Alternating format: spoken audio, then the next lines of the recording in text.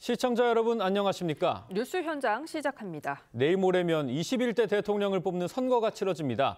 대선이 이틀 앞으로 다가오면서 후보들은 득표율을 끌어올리기 위해 총력을 기울이고 있습니다. 취재기자 연결해 자세히 알아보겠습니다. 자, 김창석 기자, 먼저 대선 후보들 오늘 어디서 유세를 하나요? 네, 이재명 후보는 민주당에는 험지로 꼽히는 경북과 대구, 부산 지역 등을 방문합니다.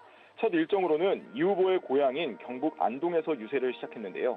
이후 대구를 방문한 이 후보는 곧 울산과 부산 등을 찾아 상대적 열세인 영남에서 지지를 호소할 계획입니다. 국민의힘 김문수 후보는 오늘은 경기와 서울을 찾습니다. 김 후보는 경기지사 시절 최대 치적 중 하나인 경기 수원 광교 신도시에서 첫 유세를 시작했습니다. 이후 서울 연신내역과 신촌역 등 주말 인파가 몰리는 곳에서 지지자들을 만날 예정입니다. 개혁신당 이준석 후보는 본인의 지역구인 경기 화성 동탄에서 유세를 한 뒤 서울역으로 이동해 집중 유세를 이어갑니다. 네, 선거 막판에 후보 간 공방도 점점 더 치열해지는 모습입니다. 네, 민주당은 오늘도 극우 성향 단체의 댓글 조작 의혹과 관련된 공세에 집중하고 있습니다. 민주당은 김문수 후보와 윤석열 정권 등이 이 단체와 어떤 관계인지 밝히라고 주장했습니다. 반면 국민의힘은 해당 단체가 김 후보와 관련이 없고 오히려 대선 공작 냄새가 난다고 반박했습니다. 국민의힘은 이재명 후보가 어제 유시민 전 이사장의 사과에 대해 언급한 발언을 비판했습니다. 이 후보는 부적절한 표현이라면서도 본인이 사과했다니까 우리 국민께서 용서하시지 않을까 생각된다고 했는데 이에 대해 미온적 태도로 두둔한다. 국민 기만 2차 가해라고 지적했습니다. 이준석 후보는 오늘 이재명 후보가 대통령이 되면 1인 천하를 완성하는 데 총력을 기울일 것이라고 했고 국민의힘이 더는 보수의 미래가 될 수 없다며 양당 모두를 비판했습니다. 지금까지 정치부에서 전해드렸습니다. 자, 21대 대통령 선거 이틀 앞으로 다가왔습니다. 각종 발언 논란에 댓글 공작 의혹까지 더해지면서 후보들의 비방전과 흠집내기 공세가 점점 더 격화하고 있습니다. 대선을 앞둔 마지막 일요일 후보들은 막판 표심 잡기 총력전에 나서고 있는데요. 동선에 담긴 의미 전문가들과 짚어봅니다. 박민영 국민의힘 대변인, 성치훈 민주당 정책위 부의장, 김성열 개혁신당 손대본 대변인 나오셨습니다. 안녕하십니까? 반갑습니다. 네, 저희는 주제 먼저 보겠습니다. 네, 이틀 남은 대선의 변수들 저희가 차례로 짚어드릴 텐데요. 유시민 작가, 설난영 김문수 대통령 후보 배우자를 향한 발언이 논란을 낳으니까 내재적인 접근법이었다 이렇게 해명을 했는데요. 민주당에서도 발언 자제령을 내리면서 신중한 태도를 보이고 있는데 이재명 후보가 국민들이 유시민 작가를 용서할 것이다 이렇게 강조했습니다. 김문수 후보 모습까지 붙여서 함께 보시죠. 이미 본인께서 사과하신 것 같습니다. 부적절한 표현이었던 것으로 보여지고 사과하셨다고 하니까 저도 우리 국민들께서 용서하시지 않을까 이렇게 생각됩니다. 제 아내는 제가 어려울 때도 교도소 가 있을 때도 고무신을 거꾸로 신지 않고 늘 저를 지켜주고 또 제가 부족한 거를 늘 항상 이야기해주고 도와주고 제 아내가 자랑스럽습니다. 이게 잘못됐습니까? 네, 앞서 유시민 작가는요, 표현이 거칠었던 건 잘못이지만 자신이 설난영 씨 마음을 헤아리는 이른바 내재적 접근법에서 발언한 거다 이렇게 해명을 했잖아요. 이런 사과를 들은 국민들이 이재명 후보 발언처럼 유시민 작가 용서할 수 있다고 보시는지요? 사실 그 발언을 들어보신 분들은 모두 아실 겁니다. 정말 밑도 끝도 없는 비난이었거든요. 아무런 근거나 의미도 없이 그냥 자신의 주장을 일방적으로 설파했고 그 과정에서 제가 내재적인 접근은 모르겠고 그 내재적인 뼈저린 학력주의와 그런 천박한 그런 계층의식들은 잘 드러났다라고 생각을 하거든요. 그런데 이런 사실 비난성에 가까운 그런 주장들을 장황한 표현을 가지고 포장하려고 하는 것 자체가 오히려 국민적인 공감대를 사기가 어렵다라고 생각을 합니다. 대중평론은 국민들께서 공감할 수 있는 언어를 구사를 해야 되는데 국민들께서 공감하지 못한 이유가 나보다 그 사람에 대해서 잘 모르기 때문에 나는 그 사람에 대해서 더 잘 알기 때문에 그렇게 이야기를 한 것이다라고 변명을 한 것에 불과하다라고 생각을 하고요. 이런 것들에 대해서 국민들께서 오히려 더 거리감을 느끼고 잘못된 태도라고 생각을 하실 것 같습니다. 지금 국민의힘 권성동 원내대표가 유시민 작가의 어제 해명, 이 내재적 접근법이라는 해명은 혹세무민의 궤변일 뿐인데 이재명 후보가 망언을 두둔하고 있다 이렇게 직격을 했습니다. 이건 좀 어떻게 받아들이십니까? 우리가 아까 영상으로 같이 봤습니다만 이재명 후보가 잘못된 부적절한 표현이라고 분명히 인정을 했고요. 근데 그 권성동 원내대표나 국민의힘 측에서 주장하는 만큼 저희가 추가적인 조치나 이런 것들을 하기도 좀 곤란한 부분이 있습니다. 왜냐하면 유시민 작가 같은 경우는 2007년 민주당 그 대선 경선에 출마한 이후에 그 이후 2008년 탈당한 이후로 17년 동안 민주당의 당적을 가진 적이 단 한 번도 없고요. 네. 그리고 지금 선대위에서 어떤 직책을 맡고 있지도 않습니다. 그런 분에게 저희가 뭔가 더 추가적으로 사과라든지 더 잘못된 표현에 대한 책임을 지라든지 이런 말씀을 드리기도 좀 애매한 부분이 있지 않겠습니까? 범진보 진영의 스피커이기 때문에 그런 부분에 대해서 저를 비롯한 다양한 민주당 인사들이 부적절한 발언이었다라고 얘기를 하고 있는 거죠. 그렇기 때문에 저는 만약에 국민들께서도 성에 안 차신다면은 유시민 작가가 추가적인 해명이나 사과를 더 하시는 것이 필요하다고 생각합니다. 네, 민주당에서 이준석 후보와 유시민 작가를 향한 잣대가 각각 다르다 이런 비판도 나왔거든요. 어떻게 들으셨나요? 예, 저희가 느끼기에는 이게 진짜 뿌리 깊은 민주 진보 진영의 위선 의식, 내로남불이라고 보고 있습니다. 유시민 장관 발언은 일단 본인이 하신 거잖아요. 그 안에 뭐뭐 들어가 있습니까? 여성 차별, 신분 차별, 학력 차별 이렇게 다 들어가 있습니다. 아니, 여성이 남성에 종속되어 있는 존재입니까? 남편의 지위에 따라서 고양이 돼요? 학력이 낮으면 대통령을 하면 안 되는 겁니까? 꿈도 꾸면 안 돼요? 아니, 왕후장상희 씨가 따로 있습니까? 우리는 다 가재, 붕어, 개구리로 살아야 되나요? 이런 의식들이 본인에게 들어가 있던 거 아닙니까? 내재적 무슨 접근법이요? 아니죠. 이거는 작가를 하시다 보니까 소설을 쓰신 건데 제가 보기엔 전지적 작가 시점, 즉 자기가 신이 돼서 남이 이렇게 할 것이다 라고 그냥 소설 쓴 거에 불과해요. 그럼 이렇게 됐으면은 사과를 하셔야죠. 아니, 본인이 궁예입니까? 관심법을 써요? 설란영 여사 이렇게 생각했을 거라고 말을 합니까? 말도 안 되는 이야기죠. 그리고 지금 민주당에서는 이거에 대해서 민주당 인사가 아니니 우리가 어쩔 수 없다. 어쩔 수 어떻게 하시라는 게 아니에요. 이 정도 발언이 나왔으면 같이 이건 잘못된 거라고 비판을 하셔야 된다는 겁니다. 비판 안 하시고 그냥 사과하셨으니 용서하실 겁니다. 이런 자세가 아니고요. 이 정도의 여성차별이 나왔으면 적어도 여성 인권을 앞세운다는 민주당이면 좀 더 강하게 비판을 하셔야죠. 왜 우리 편이면 이렇게 비판을 안 하는 겁니까? 이준석은 죽일 놈이고 왜 유시민은 용서해야 될 사람인 겁니까? 이준석은 심지어 이재명 후보 아들의 이야기를 옮겼을 뿐이거든요. 유시민 장관은 본인이 하신 이야기잖아요. 너무 잣대가 다릅니다. 이런 식으로 위선적이니까 민주진영이 국민들에게 비판을 받고 있는 거다. 저는 그렇게 생각합니다. 네, 김성일 대변인 의견 들어봤고요. 저희 이 대선 막판에 두 번째 변수도 한번 짚어보겠습니다. 보수적 성향의 시민단체가 댓글 조작팀을 만들어서 여론 조작에 나섰다. 이런 언론 보도가 나와서 후폭풍이 일고 있습니다. 오늘 민주당에서는요. 즉각적으로 수사에 착수해야 한다라고 주장을 했고 반면 국민의힘에서는 이재명 후보 관련 부정적 이슈를 덮기 위한 의도다. 이렇게 직격을 했습니다. 그 내용 들어보겠습니다. 수사기관은 즉각 수사에 착수해서 추악한 범죄 행위를 삭주 굵은의 자세로 뿌리 뽑아야 할 것입니다. 끝까지 그 책임을 물어 나갈 것입니다. 당의 진상조사기구를 설치할 것을 요청하겠습니다. 김문수 후보는 며칠 전 늘봄 학교 대폭 확대를 공약으로 내놓기까지 했습니다. 김 후보는 늘봄 학교 이면에 감춰진 비열한 내막을 알고도 동조한 것이 아닌지 분명히 입장을 밝혀야 할 것입니다. 김문수 후보나 저희 선거대책본부 그 누구와도 관련이 없습니다. 최근에 이재명 후보 아들 이슈나 유시민 작가의 부정적 이슈를 덮기 위한 민주당의 네거티브 공세라고 생각합니다. 더 좋지 않은 것은 이 댓글 공작에서 음습한 늘 해왔던 민주당의 공작 냄새가 난다는 것입니다. 네, 오늘 이재명 후보 수사가 엄정해야 한다면서 어제에 이어서 오늘도 이 사안을 언급을 했고요. 오늘 민주당 의원들 경찰청을 찾아가서 이 댓글 조작 의혹을 받는 보수 성향 단체 수사를 촉구하기도 했습니다. 어떤 배경이 있다고 봐야 될까요? 일단 그 단체 대표가요. 윤석열 정부의 교육부의 교육정책 자문위원으로 활동을 했고요. 그리고 그 단체의 대표가 과거에 운영했던 정치 교육 프로그램에 김문수 후보가 강사로 나선다는 그 포스터도 있고요. 네. 그리고 또 다른 포스터에는 김문수 TV, 그러니까 김문수 후보가 과거 유튜브를 운영했던 시기가 있었는데 그 김문수 TV가 후원사로 표시가 되어 있는 포스터도 있습니다. 그리고 지금 그 단체에서 운영하는 그 역사 프로그램 강사로 그 김문수 경기도정, 그러니까 그 김문수 도지사 시절에 대변인을 했던 분이 지금 강사로 활동하고 있기도 하고 또 김문수 후보와 함께 자유통일당을 만들었던 있었던 정강훈 씨의 며느리도 거기서 강사로 활동하고 있는 것으로 알려져 있습니다.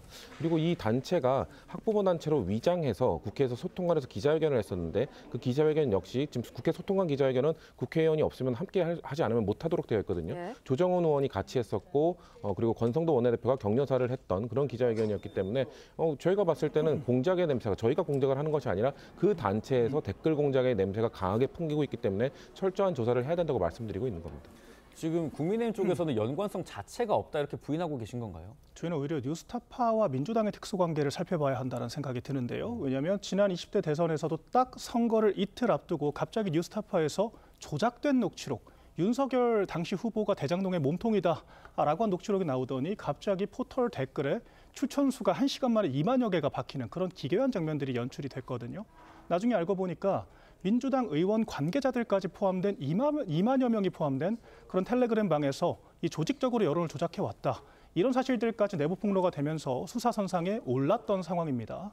지금 똑같이 기시감이 드는 상황이죠. 뉴스타파에서 사실 100여 명 정도 들어있는 그런 카톡방 이런 그 단톡방에서 여론에 대한 그런 게 이루어졌다라고 하더라도 이것을 억지로 좀 관계성을 엮어서 무리하게 이슈 제기를 하고 이것을 민주당이 확대 재생산하는 이런 과정에서 좀 국민들께서 정말 작은 일을 좀 지나치게 좀 부풀리고 있다라고 그런 인상을 가질 거라고 생각을 하거든요. 지금 민주당이 과거에 이미 그 벌였던 사건들도 아직 수사가 마무리되지 않은 상황입니다. 이런 식으로 자신들의 그런 뭔가 이런 나쁜 이슈들을 덮기 위해서 좀 무리하게 네거티브를 하는 것은 오히려 국민들의 눈살만 찌푸리게 만들 수가 있고 자가당착이다 이렇게 말씀드립니다. 지금 보수단체의 댓글 조작이 의혹 제기 차원이긴 합니다만 대변인님 저희도 기억하고 있는데 옛날에 드루킹 사건 그다음에 십자군 알바단이었나요? 그 사건처럼 보수 진보 진영을 막론하고 이 대선철에 댓글 조작 사건들이 계속해서 벌어지고 있는 것 같거든요. 어떻게 좀 보십니까? 예, 이거 아주 심각한 문제입니다. 말씀하신 것처럼 진영을 가리지 않고 발생하는 문제예요.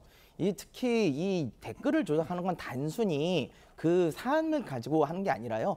여론 전체, 국민들에게 보여지는 시각을 조작한다는 측면에서 민주주의에 아주 큰 위협이 됩니다. 특히 기억하시겠지만 드루킹 사건 때 이 부분은 기계를 이용해가지고 했던 거 아닙니까? 프로그램을 이용해서 해가지고 관련된 분들이 다 형사처벌을 받았어요. 이런 것들도 있었고 또 국민의힘 같은 경우는 얼마 전에 전당대회 때 또 한동훈 댓글팀이라는 의혹도 나왔었어요. 그러니까 이런 것들이 계속해서 나오면 무슨 문제가 발생하냐면 여론이 마치 이런 것인 양 해서 그 댓글팀들이 여론을 끌어가는 이런 형태가 나오거든요. 근데 이런 것들은 민주주의의 그 발전 측면을 아주 저해하는 일이기 때문에 전 이런 일이 다시 없으려면은 진영을 가리지 않고 모두 다 철저하게 수사해서 반드시 뿌리 뽑아야 된다. 이렇게 보고 있습니다. 저희가 언급하신 것처럼 여론 조작하면 떠오르는 게 드루킹 사건이거든요. 국민의힘에서는 민주당의 드루킹 댓글 조작단 운영 경험을 바탕으로 연관시키려 한다.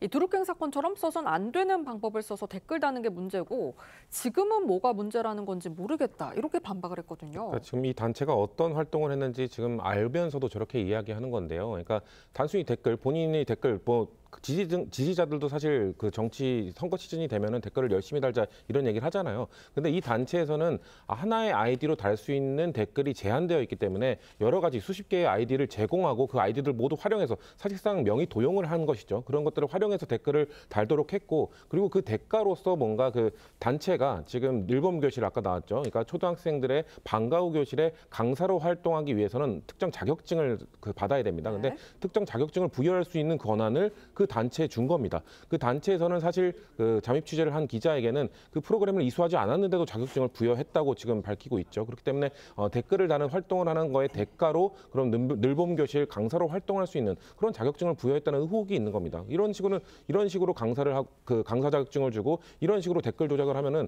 이거는 엄연한 부정이죠. 그렇게 법을 어긴 것이기 때문에 단순히 댓글 다는 행위가 뭐가 잘못이냐라고 주장하는 국민의힘은 이 사건의 내부에 대해서 제대로 들여다보지 않은 것 아닌가라는 말씀드려야 되겠습니다. 제가 짧게만 좀 사실관계를 짚어드리자면 제가 답 말씀을 드리고 질문 드리겠습니다. 알겠습니다. 장동혁 실장님 말씀에서 좀 의아했던 게 드루킹 사건처럼 써선 안 되는 방법을 써서 댓글을 다는 게 문제고 지금 이거는 뭐가 문제인지 모르겠다라고 말씀하셨어요. 만약에 국민의힘이 주장하는 것처럼 연관성이 없다면 옹호할 필요도 없는 거 아닙니까? 이거 저희가 옹호한 적이 없죠. 관계가 없다라고 이야기를 했고 자발적인 시민사회 활동에 대해서 민주당이 지나치게 음모론적인 주장을 펼치고 있다. 이런 입장을 설파를 한 것이고요. 또한 이제 대가성이나 그런 관계성을 입증하기 위해서 늘봄학교 강사 자격증을 줬다. 이런 말씀을 하시는데 늘봄학교 자체가 정책 집행에 난항을 겪었던 이유가 교사들이 늘봄학교를 기피했기 때문입니다.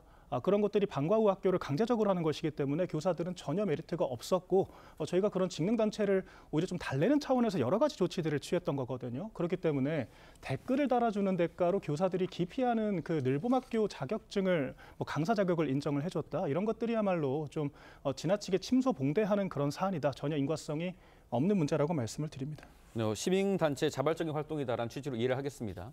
지금 이재명 더불어민주당 후보 아드님과 관련된 논란도 지금 가라앉지가 않고 있죠. 관련해서 이준석 후보를 향한 제명 움직임이 있다. 이 얘기도 이슈가 됐는데 이준석 후보는 끝까지 싸우겠다고 강조를 했습니다. 그 내용도 들어보겠습니다. 이미 독재를 기도하고 있는 저 이재명 후보 나가 세우겠습니다. 이재명 후보가 저 제명한다고 달려들면은 저는 끝까지 싸울 겁니다. 말도 안 되는 저 독재에 저항하겠습니다. 개혁신당에서는 이준석 후보를 허위사실 공표죄로 고발한 민주당, 시민단체를 무고로 고발했고요. 국민의힘에선 이재명 후보 아들의 도박자금 출처가 불분명하다면서 조세포탈 혐의로 고발하겠다고 밝혔습니다. 결국 맞고발전으로 이어지는 양상이에요. 그러니까 사실 민주당은 고발만 한 것이 아니라 제명을 하겠다라고 해서 지금 발의까지 해놓은 그런 상황이죠. 그렇기 때문에 이준석 후보 입장에서는 더 강하게 비판을 할 수 있는 그런 명분을 제공했다라고 볼 수가 있는 것이고요. 실제로 민주당은 이미 행정부를 30차례 이상이나 줄탄핵을 발의를 해서 많은 논란을 빚었던 그런 정당입니다. 그런데 이제는 다수 의석을 앞세워서 제명까지 시키겠다라고 하는 것, 그러면서도 정작 그 자신의 그 진영의 스피커 역할을 하고 있는 유시민 씨에 대해서는 국민들께서 용서를 할 것이다. 이렇게 다른 잣대를 들이밀고 있다는 것 자체가 국민들의 눈높이에 맞지 않는 상황이다. 그렇게 보이고요. 이준석 후보 같은 경우에는 좀 자기 방어적인 관점에서 주장을 하고 있는 것으로 보입니다. 특히 이제 국민들이 봤을 때는 국민들이 선출한 국회의원직을 국회에서 인위적으로 박탈하겠다라고 하는 주장이 나온 것만으로도 주권에 대한 침해를 일으킬 수가 있는 그런 상황인 거거든요. 그런 측면에서 이 탄압받는 서사를 적극적으로 활용해서 앞으로도 민주당의 공세를 펼칠 수 있는 그런 빌미를 민주당이 제공을 한 것이다. 저는 그렇게 평가를 합니다. 지금 민주당 쪽에서는 제명안이 아니라 징계안을 발의했다. 그리고 거기에 민주당 개별 의원들이 참여했다라고 반박을 하시는 것 같은데 거기에 대해서 좀 반론을 주시죠. 그러니까 징계안 안에는 징계안을 통해서 논의를 하는 겁니다.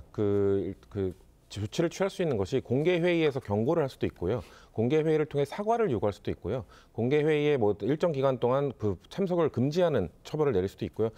정말 심한 경우에는 마지막에는 제명까지도 갈 수 있는 겁니다. 그러니까 징계라는 것 자체가 다양한 징계의 내용이 있는 것인데 그중에 가장 극심한 처벌인 제명만을 거론하면서 나를 지금 제명시키려 한다라는 건 사실관계에 맞지 않는다는 말씀을 드리는 것이고요. 그리고 유시민 작가에 대해서는 저는 계속해서 유시민 작가 표현이 부족했다라고 하면서 민주당 많은 인사들이 부적절한 표현이고 잘못됐다. 저는 제 개인적인 의견입니다만 사과에서 하신 표현도 부적절했다고 생각합니다. 뭔가 표현이 과한 게 아니라 그 말 자체가 잘못된 것이기 때문에 좀 더 근본적인 사과를 하셔야 된다고 생각을 하고 있고요. 그리고 이미 정계를 은퇴를 선언하셨고 그냥 스피커로서 작가로서 활동하고 계신 분과 대선 후보로 나온 현직 국회의원과의 잣대는 그렇게 같을 수가 있을까요? 그런 차원에서 민주당에서는 그 이준석 후보에 대해서는 이준석 의원에 대해서 들이대는 잣대와 일반 시민이라고 할 수 있는 유시민 작가와의 잣대는 그런 차원에서 좀 차이점이 있다라는 말씀은 짚고 싶습니다. 좀 당사자격인 개혁신당 김성열 대변인 의견도 좀 들어봐야 될 것 같습니다. 일단 사실관계는 짚고 가야죠. 자꾸 제명을 한 적이 없다 이렇게 말씀을 하시는데요. 김민석 의원님이 지금 민주당에서 맡고 있는 게 뭡니까? 선대위에서 가장 높은 직책 중 하나인 상임선대위원장이에요. 근데 그분이 뭐라고 그러셨습니까? 이준석 후보를 개장사에 비유하면서 제명시켜야 한다고 하셨어요. 그러고 나서 징계안이 나온 겁니다. 눈 가리고 아웅이잖아요. 이거 제명시키겠다는 거 당연한 거 아닙니까? 그렇게 해놓고 이제 역풍 불 것 같으니까 제명이 아니다? 이런 식으로 말씀하시면 안 되고요. 자기들 사람들은 전혀 처벌도 안 하면서 남의 말을 옮겼다고 그래가지고 제명까지 시키겠다는 이런 내로남불. 알겠습니다. 국민들이 알아주시기 바라겠습니다. 네, 전체적으로 이제 위선을 지적해 주신 건데 공동 상임선대위원장인 김민석 위원의 얘기는 이제 친정인 국민의힘에 힘입어서 제명될 것이다라는 취지의 페이스북 글을 올리신 건 있는데 민주당 입장에서는 이제 당 차원의 움직임이 없었다라는 입장도 있으니까 저희가 짚어드리고 저희가 이제 대선 막판에 최대 변수 마지막 쟁점도 한번 짚어보겠습니다. 이재명 후보는 대선 막바지에 내란 심판을 이슈하는 모습인데요. 결코 정치 보복은 아니다 이렇게 강조를 하고 있습니다. 이재명 후보 목소리 들어보겠습니다. 국민에게 청구를 겨눈 이 최악의 중대 범죄자를 조사도 하지 말고 처벌 가지 말라고요? 그게 정치 보복이라고 주장하잖아요. 그러니까요. 정치 보복이라고 주장을 하면서 조사와 처벌을 아예 통째로 면내보려는 그런 잔꾀를 쓰는 것입니다. 콩 심은 데 콩 난다. 죄 지으면 벌 받는다. 내란 극복이 이 시대의 최대 과제다. 총통이라는 거는 대통령만 하는 게 아니라 이 사람이 국회도 하고 법도 만들어버리고 이 사람이 재판도 지가 해버리고 강력한 지도력으로 경제 위기를 극복하자 이래서 총통이 나왔는데 자기 범죄를 방탄하기 위한 괴물 총통 독재 이거는 전 세계 역사에 이번에 처음 나오는 겁니다. 상대를 정적을 제거하는 게 쓰겠다고 하는 세력이 있다면 그 또한 대한민국 민주주의의 적입니다. 이재명 후보가 만약에 당선되면은 그분은 또다시 복수, 내란 종식, 청산 이런 이야기를 하면서 대한민국을 정치 활극의 장으로 만들 것입니다. 네, 국민의힘과 개혁신당에서는 정치 탄압을 우려하는 목소리가 커지고 있고요. 이재명 후보는 내란 특검을 정치 공방으로 몰아서 처벌을 면해보려 한다라면서 잔꾀라는 표현까지 썼더라고요. 그러니까 국민의힘 의원들이 아니면 국민의힘 인사들이 이 윤석열 대통령이 받고 있는 지금 형사재판, 내란죄와 관련된 형사재판에 연관이 없으면 그거에 대해서 우려할 필요가 없습니다. 지금 민주당이 주장하고 있는 것은 12월 3일 위헌 위법적인 비상계엄을 저지른 윤석열 전 대통령의 형사재판 과정에 관련이 있는 사람들은 함께 반드시 처벌해야 된다는 것을 주장하고 있는 것이거든요. 사실 최근에도 한덕수 전 총리나 이 최상무 전 경제부총리의 이런 나는 비상계엄 전에 포고령을 보지도 못했다 등등의 발언들이 이 대통령실 내부 CCTV가 그 검찰 쪽에 공개가 되면서 뭔가 그 혐의가 거짓말도 다 드러나고 있지 않습니까? 그런 것처럼 국민의힘 의원들 중에서도 정말 내란에 관련한 분들이 있을 것이고 아닌 분들은 전혀 걱정할 필요가 없습니다. 그런 분들에 대해서 하나하나 국민의힘은 윤석열 전 대통령을 배출한 정당이기 때문에 저희가 수사를 하겠다는 것이 아니라 위헌 위법적인 행동을 한 그 관계자들에 대해서 명백하게 밝혀서 처벌을 하겠다는 것이지 저는 국민의힘 모두를 향하는 것이 아니라는 걸 다시 한번 말씀드립니다. 예. 뭐 내란 수사가 정치 보복이 아니다라는 취지로 말씀을 하시지만 내란의 범위가 어디까지냐 이걸 무한정 확장시킬 수도 있는 거 아니냐 이런 우려도 좀 있는 것 같아요. 저희가 이미 비슷한 상황을 한번 겪어봤죠. 박근혜 전 대통령 탄핵 직후에 문재인 정권에서 적폐청산을 1호 공약으로 내걸고 정치인들을 넘어서 공직사회까지 전부 다 반으로 갈라놓고 그런 적폐청산 TF까지 만들어서 많은 사람들을 수사선상에 올렸습니다. 그래서 기소만 수백 명이 되었고 극단적인 선택을 한 사례만 2자릿수가 넘습니다. 그런 것들을 똑같이 반복을 하겠다라고 하는 건데 이번엔 다를 것이다라고 이야기하는 것을 과연 국민들께서 신뢰를 할 수 있을까 이런 의구심이 들고요. 기본적으로 정치인이 더군다나 대통령이 되겠다라고 하는 분께서 처벌을 받아야 한다, 받지 말아야 한다라고 가치 판단을 하는 것 자체가 대단히 부적절한 것입니다. 수사는 수사기관이 하는 것이고요. 처벌 여부는 사법부에서 결정을 하는 건데 심지어는 당선되자마자 자기 재판은 모조리 중단시키겠다라고 하면서 특정 정당에 대해서는 정치인도 처벌받을 수 있다. 그런 표현을 사용하는 것 자체가 문제라는 것을 민주당이 인식을 하셔야 한다. 이렇게 생각합니다. 이런 상황에 어제 전광훈 목사가 주최하는 보수 성향의 단체 집회에서요. 윤석열 전 대통령이 김문수 후보를 지지하는 글이 대독이 됐습니다. 이러자 김용태 국민의힘 비대위원장이요. 어제 SNS에 윤 전 대통령은 국민의힘 근처에 얼씬도 하지 말라 이렇게 언급을 했고요. 오늘 조금 전에는요. 당이 대통령 탄핵 반대 당론을 채택했던 것은 무효화돼야 된다. 이렇게 강경한 입장을 밝혔습니다. 지금 중요한 선거 국면에 계속해서 윤 전 대통령과의 어떤 얽히고 설킨 관계들 좀 복잡하실 것 같아요. 그러니까 이제 옳고 그름을 떠나서 윤 전 대통령이 파면되었기 때문에 지금 조기 대선 국면이 펼쳐진 것은 부정할 수 없는 사실입니다. 그렇기 때문에 윤석열 전 대통령의 그림자가 드리우는 것 자체가 국민들께는 이번 선거에 귀책이 누구에게 있느냐를 상기시킬 수밖에 없는 근본적인 문제가 있다라고 저는 생각을 하거든요. 네. 그렇기 때문에 윤석열 전 대통령이 당연히 선의로 이렇게 행동을 하는 것일 거다 저는 믿고 있지만 이게 과연 당에 도움이 되는 것인가에 대해서는 더 깊은 숙고가 필요하다 이 말씀을 드립니다. 다만 김용태 위원장의 반응도 좀 지나치게 고압적이라는 생각이 들어요. 네. 그러니까 오히려 윤 전 대통령을 강하게 비토하고 거리를 두는 모습을 보여줌으로써 이런 문제들이 더 증폭되고 재생산되는 경향이 있는 거거든요. 더군다나 이미 지나간 사건의 당론을 무효화를 하겠다라는 것 자체가 좀 굉장히 신박한 그런 주장인 것 같습니다. 저희 비대위원장이긴 하지만 과연 이것들이 당원들에게 얼마나 공감대가 있을 것이고 의총에서 이것을 좀 추인할 정도의 당론이 될 수 있을 것인지에 대해서는 더 깊은 숙고가 필요하다. 이 말씀을 드립니다. 네, 이재명 후보도 이 윤 전 대통령 호소문에 기가 차다는 반응 보였고요. 이 김용태 비대위원장은 계엄의 최대 수혜자는 이재명 후보다라고 했거든요. 어떻게 보시나요? 저는 이게 국민의힘의 업보라고 생각합니다. 민주당에서 계속 주장했던 것이 윤석열 전 대통령이 스스로 걸어나가기 전에 출당 내지 제명 조치를 해야 될 거라고 주장을 했었죠. 만약에 제명 조치를 했을 이후에 했다면은 지금 윤석열 전 대통령이 이런 메시지를 낸다고 해서 국민의힘에게 뭔가 영향을 미친다거나 피해가 가겠습니까? 우리는 윤석열 전 대통령 잘못됐다고 생각하기 때문에 제명까지 했다라고 한마디 하면 되는 겁니다. 근데 그 당시에 스스로 걸어나갈 수 있도록 했기 때문에 지금 윤석열 전 대통령이 한마디 할 때마다 여전히 김문수 후보와의 연관성을 국민들께서는 생각하실 수밖에 없는 것이고요. 그리고 최대 수혜자가 이재명 후보다. 뭐 이재명 후보가 이거를 뭐 계엄을 일으켰습니까? 그게 무슨 상관인 거죠? 계엄을 일으킨 건 명백하게 그 윤석열 전 대통령의 책임이고 그로 인해서 치러지는 조기 대선에 뭐 이재명 대표가 혹시나 당선된다 하더라도 그것을 뭐 수혜자라고 표현하는 것 자체가 공당의 비대위원장이 해야 될 워딩인지는 좀 잘 모르겠습니다. 지금 국민의힘이 계속해서 윤 전 대통령과 선을 그으려는 시도를 하고 있는 게 지금 그 개혁신당에서는 이게 중도층 표심에 어떻게 작용할 거라고 보시는지도 궁금해요.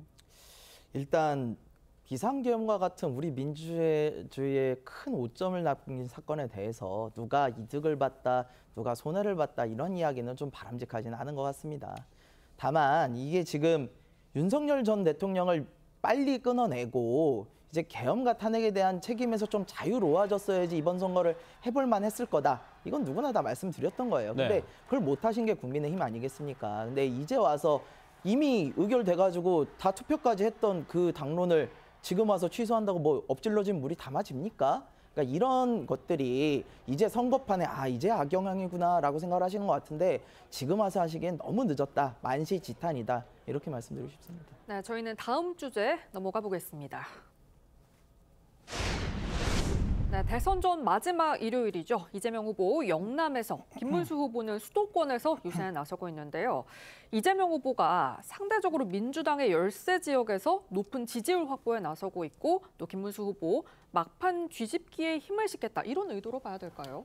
사실 지금 사전투표는 이미 마무리가 됐잖아요. 네. 그런데 사전투표율 같은 경우도 지역별로 크고 작은 차이들이 있었습니다. 특히 영남권 같은 경우에 상당히 좀 낮은 수준을 나타냈다라고 볼 수 있을 것 같은데 그렇기 때문에 대구와 같은 영남 지역에서 마지막 캠페인을 벌이는 것이 아직 투표를 하지 않은 그런 어떤 권리를 행사하지 않은 유권자들에게 더 많이 소구할 수 있는 전략이다. 또한 이것이 민주당 입장에서는 확장의 전략이다.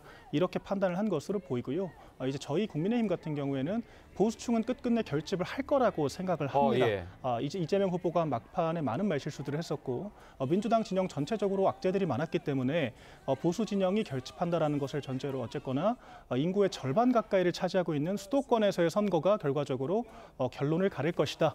그렇게 생각을 하고요. 실제 지난 대선에서도 서울에서 저희 윤석열 후보가 5%포인트 가까이 리드를 하게 되면서 전반적인 선거를 승리로 이끌 수가 있었습니다. 그렇기 때문에 막판 수도권 총력전을 통해서 최후의 이런 득표율 끌어올려 보겠다. 이제 그런 전략으로 볼 수 있을 것 같습니다. 네, 오늘 이재명 후보 동선 어떤 의미가 있을까요? 저희가 초반에 영남 지역을 선거운동을 많이 했었습니다. 그러니까 지금 영남 지역은 사실 보수세가 강한 곳이잖아요. 그리고 지난 22년 대선을 떠올려 보더라도 그때도 당시 윤석열 후보가 이재명 후보보다 훨씬 더 높은 득표를 보였었습니다. 그렇기 때문에 저희는 선거 초반부터 이제는 전국 정당으로 나가기 위해서는 영남 지역 TK, PK에서도 우리가 목소리를 많이 듣고 많은 득표를 하겠다는 목표를 갖고 선거운동을 했습니다. 네. 그렇기 때문에 막판에 이재명 후보가 다시 한번 영남 지역을 돌면서 또 이번에 사전투표에서 영남 지역 투표율이 좀 비교적 상대적으로 낮게 나오지 않았습니까? 예. 아마도 영남 지역에는 본투표 때 투표장으로 향하는 분들이 많기 때문에 그런 분들을 향해서 민주당에도 표를 주십사 하고 또 약세 지역이지만 공을 들이고 있는 모습으로 봐주시면 좋을 것 같습니다.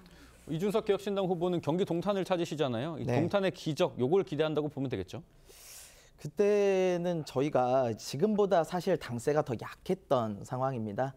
그렇지만 지금 그거보다는 조금 더 나은 상황인데 그래도 쉽지만은 않은 상황이에요. 하지만 그때도 보면은 이준석이라는 후보에 대해서 대한민국의 미래와 희망을 보고 거대 양당이 아닌 저희를 투표해 주신 분들이 계셨거든요. 이번 대선에 있어서도 진짜 거대 양당의 기득권에 맞서서 싸우는 새로운 정치 세력을 원하시는 분들이 좀 투표를 해주십사, 이런 상징성을 가지고 동탄을 좀 찾아갔습니다. 네, 내일은 대선 투표 하루 앞두고서 후보들이 마지막 피날레 유세를 어디서 할지도 주목이 되는데, 먼저 이재명 후보는 여의도에서, 김문수 후보는 서울시청에서 한다고요. 어떤 의미가 있습니까? 사실 수도권 유세를 전반적으로 하는 가운데 서울시청 같은 경우에는 사실 이 어떤 광화문의 인근 어떤 여러 가지 어떤 정부기관들을 포함한 상징적인 이런 이슈들을 담고 있지 않습니까? 그렇기 때문에 서울시청에서 특히 저희가 서울시 지하체장을 또 맡고 있기 때문에 여러 시민들이 모인 가운데서 다양한 의지들을 좀 모아보겠다. 그런 그 어떤 발상의 발로인 것 같고요. 서울시청, 사실 이 피날레 유세 같은 경우에 서울시청을 마지막으로 하는 것이지만 이 전반적인 또 동선들이 또 더 중요하지 않겠습니까? 그래서 여러 서울 지역들을 순회하는 가운데 마지막 유세를 서울시청에서 장식을 함으로써 어쨌거나 이번 선거에서 수도권에 최대한 국민의힘 김문수 후보에게 힘을 실어주시라, 이런 메시지를 던지지 않을까, 그렇게 생각을 합니다. 네, 이재명 후보 여의도를 찾는다고요? 예, 저희가 봤을 때는 이번 비상계엄을 막아내고 최종 파면까지 이끌어주신 것은 결국 국민들의 힘이었다고 생각합니다. 그렇기 때문에 국민들이 거리로 나왔던 광화문 그리고 여의도, 이 두 곳을 선거의 시작과 끝으로 이제 잡은 것이거든요.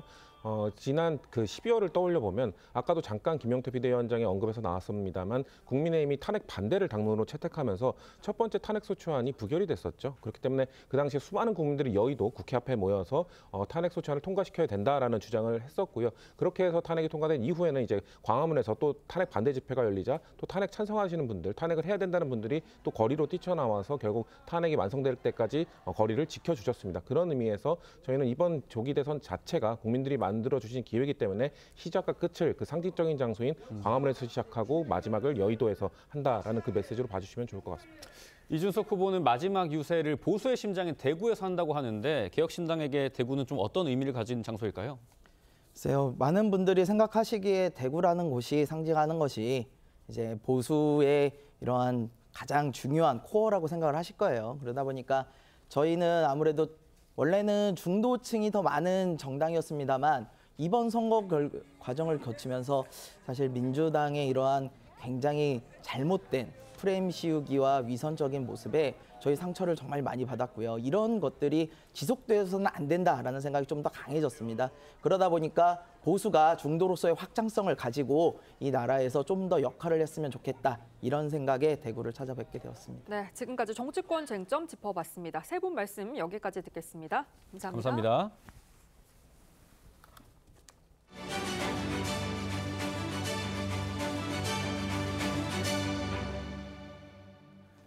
경찰이 서울 지하철 5호선 열차 안에서 불을 지른 60대 남성에 대해 오늘 구속영장을 신청할 방침입니다. 인명피해는 없었지만 재산 피해가 3억 원 이상 발생한 것 등을 고려했습니다. 경찰은 구속 수사가 불가피하다고 본 건데 취재기자 연결해 자세한 이야기 들어보겠습니다. 자, 류태영 기자, 수사 소식 전해주시죠. 네, 어제 오후선 열차에서 방화 혐의를 한 혐의로 긴급 체포된 60대 남성은 경찰 조사에서 가정사에 불만을 품고 불을 질렀다고 진술한 것으로 확인됐습니다. 이혼 소송 결과에 불만이 있어 범행을 저질렀다고 진술한 건데 경찰은 진위 여부를 확인 중입니다. 어제 오전 8시 43분쯤 여의나루역과 마포역 사이 터널 구간에 달리던 열차에서 불이 났습니다. 열차에 타고 있던 60대 남성이 인화성 물질을 뿌린 뒤 옷가지에 불을 붙인 건데요. 열차 안에서 연기를 본 시민들이 큰 소리로 주변에 화재 소식을 날리며 다행히 승객 129명 모두 안전하게 대피할 수 있었습니다. 경찰은 사고 후 들것에 실려 나오던 60대 남성의 손에 그을음이 있는 것을 발견한 뒤 방화범으로 판단해 현장에서 바로 체포했습니다. 소방당국은 어제 불로 지하철 2칸이 불에 타서 3억 3천만 원 상당의 재산 피해가 발생했다고 밝혔습니다. 서울교통공사는 60대 남성에게 복구 비용 등 손해배상을 청구할 방침입니다. 경찰은 범행이 계획적이고 자칫 중대사고로 이어질 수 있었던 만큼 오늘 저녁 구속영장을 신청할 방침입니다. 지금까지 사회부에서 전해드렸습니다.